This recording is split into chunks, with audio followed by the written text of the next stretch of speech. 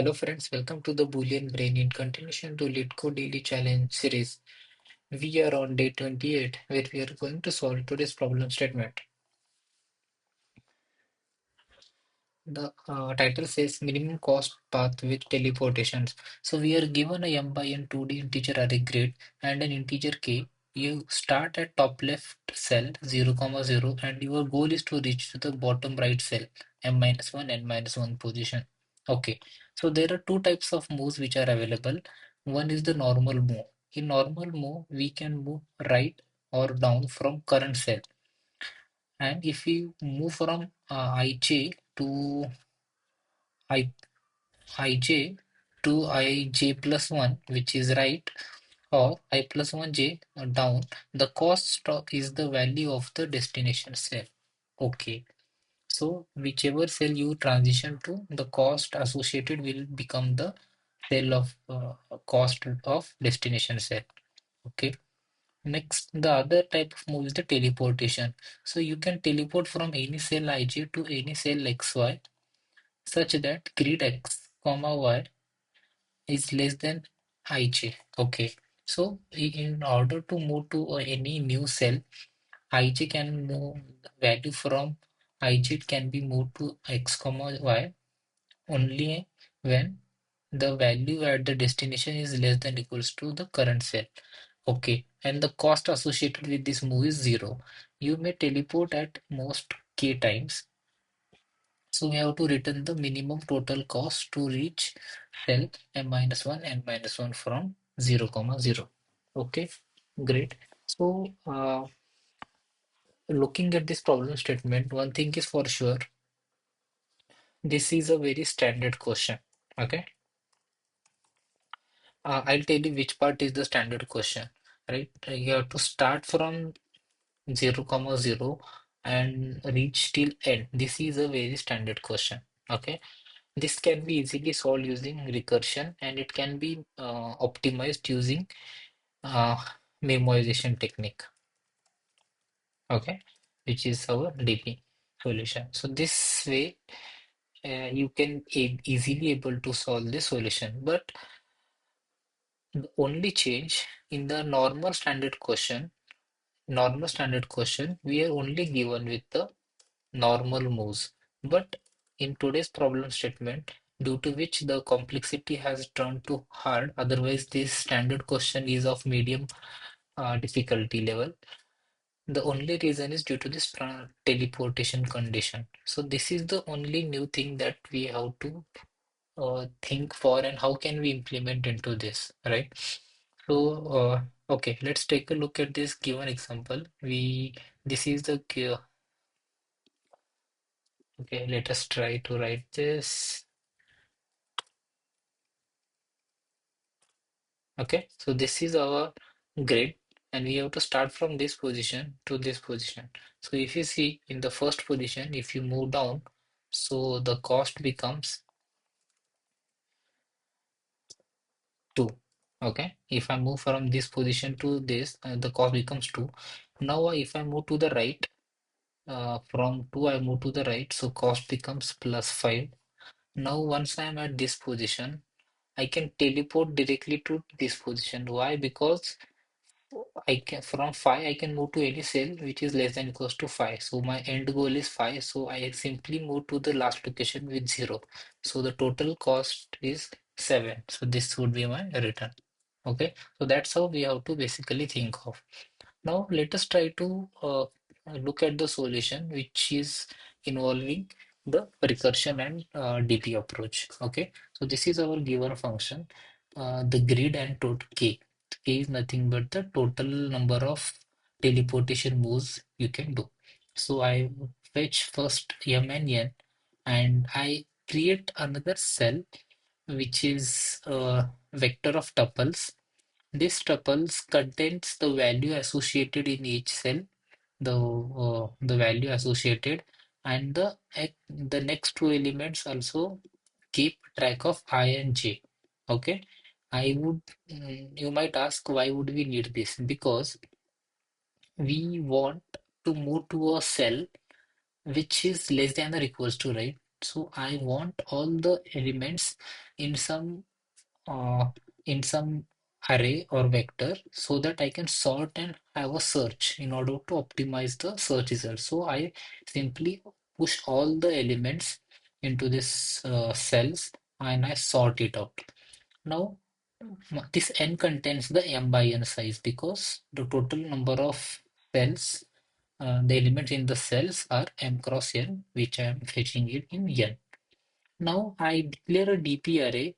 Now you might see what are the variable factors. The DP size depends on basically the variable factors. So there are three variable factors in a grid. What are those? The one is I, J, and another one is nothing but the K. K is nothing but how many moves that are left with you. Okay, teleportation moves. Because this is one variable deciding factor, so I need a 3D DP. I need a 3D DP. So I declare vector of vector long DP. My first element is representing the DP. Is representing the K, which is basically how many teleportation moves. And another one stores basically is the M. It means ith, and N represents the jth. So that's how my DP is declared. Now I understand at the same time I also declare this best and build, which are used further for optimization. How I will explain you further. Now for just assume like I declare a best of size k plus 1, and I also declare a boolean build of size k plus 1. Both are of size k, representing to the total number of moves, teleportation moves. Okay.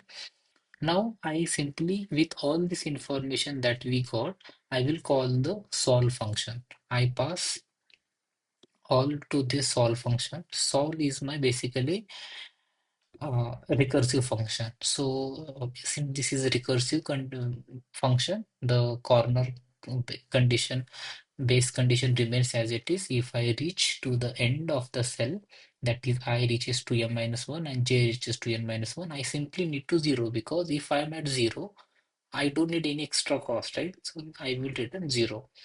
At the same time, this is the DP check that we always do in a DP function. We check because if you see, DP was initially assigned with minus 1 value. So we had stored minus 1 in the DP. So we check if DP is not equals to minus 1. If DP is of that value of used and ij does not equals to minus 1, it means we have already calculated that particular state. So we simply return from that state. Okay. If not, our code reaches till this point. I declare an answer which is initially infinity because I want to calculate the minimum cost. So I assign a very high cost. So I check if I can move down. In order to move down, the condition is I plus 1 should be less than m. M basically stands for total number of rows. Okay, great. So if I am moving to down, my ith position increases by 1. So I check if answer equals to minimum of answer, the existing answer, or can what or the answer that is obtained if I move to I plus 1's position. So I simply increase the I plus 1, j, and rest of the elements remain as it is. At the same time, I add grid of I plus 1 of j. Why I'm adding this? Because this is basically nothing but the cost associated to the destination cell after moving down. Now, when I'm moving right, I need to check if my column j plus 1 exists less than total columns available. So these are two checks are basically to ensure our index doesn't go out of range. Again, at the same time, my answer is getting updated. It checks if the answer is minimum when it is as it is, or by moving to the right. It means by adding the element from the right, I same row j plus 1 next immediate side column, and the value that I obtain once this is a recursive function, right? So again, this calls further on. So That's how I update this. Now, so this up till this part, it was very plain, easy, and simple to understand and implement. The only new technique or the new challenge due to this, it became hard, is the teleportation. So we were trying teleportation using the used variable. So initially we passed 0 to the used because I had not used any of the k teleportations. So I check this is less than k. K is standing for maximum teleportation that is used. So this is less than k. I I check. So I'll explain this later because you might get a little confused. So this is basically done for optimization. I will explain this later. First, assume what is the current value on the grid. Why I'm fetching the current value? Because based on the current value, I will be able to decide to which cell I can teleport. So I fetch out the current value first and I try to find the upper bound. So upper bound is a binary search based function which helps you to find out a value which is just greater than the current value. So I'm passing the current value and the indexes because cells was storing the value and the I comma j index. So I really concerned with the cells. So I figure out the cells and this upper bound returns me iterator to the position. And that's the reason I need, in order to find the index, I need to subtract the begin value and I want -1. Why I'm making -1? Because I'm using the upper bound. I can only traverse or teleport to a point which is less than equals to. This is giving me greater than the current. So I want less. So I reduce the index by 1. Now again I would check the corner case. If the index is greater than equals to 0, then I'll try to update the answer with best of used plus 1 and IDX. Why I'm using best of used plus 1? Because this best was basically storing the DP answer when we increased the used. So used was keeping track of the teleports. So the teleports 1 and the current index. So index at which we are going to reach. So that's the answer that I need to update because this is one of the option. Okay. At the end, I simply store the answer computed into the used of I comma j and return the answer. Now, let's quickly take a look at this. So tell me one thing. If um, okay, for this problem, when I was here, how many other uh, how many cases were there where it could have teleported? It could have teleported to 4. Yes, it could have teleported to this 4. It could have teleported to this and this. But we had to basically choose this, right? So what is the value that we are getting when we teleport to this? So that we need to keep a track somewhere, right? So that is being stored using this condition. So we check if the build is not used, it means it is not yet computed. So we try to build the prefix for it. How we build the prefix? We simply increment the use to 1 and rest of the remains as it is. Now let us take a look at build prefix. This takes input as used and the responsibility of it is to update the DP and the best. So we start iterating on all the elements till n.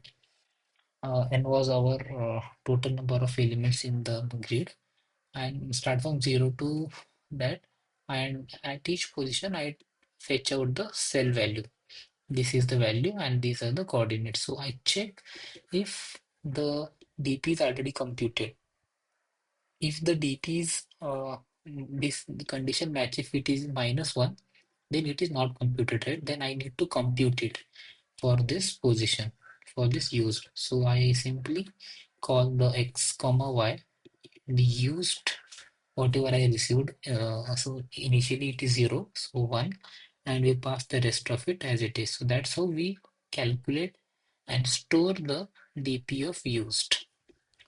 And Afterwards, we also want to update the best because we got the value as one in the best in the use. So I need to store best of one used and the I basically storing the I like the number the index in this 2D array. If it is flattened, so what is the value that it is storing?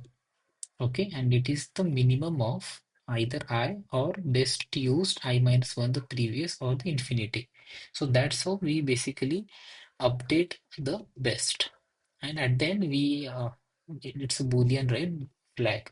So we mention built of used to true because we don't want to calculate this prefix entire time. We only want to do this once. That's the reason we check here if build is not set, then only we calculated this. Okay.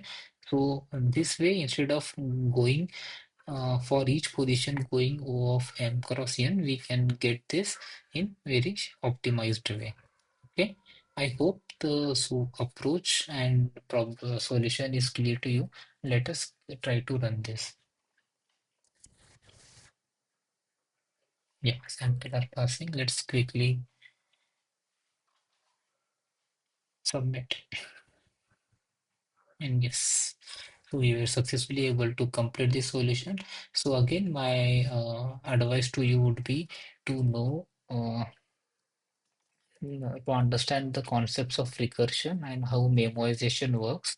If you know these two techniques, the rest is very simple. We are just the only new thing is like one suggestion is you have to given a problem. Such kind of problems are standard problems. You should be able to write the code for this within 2 to 5 minutes.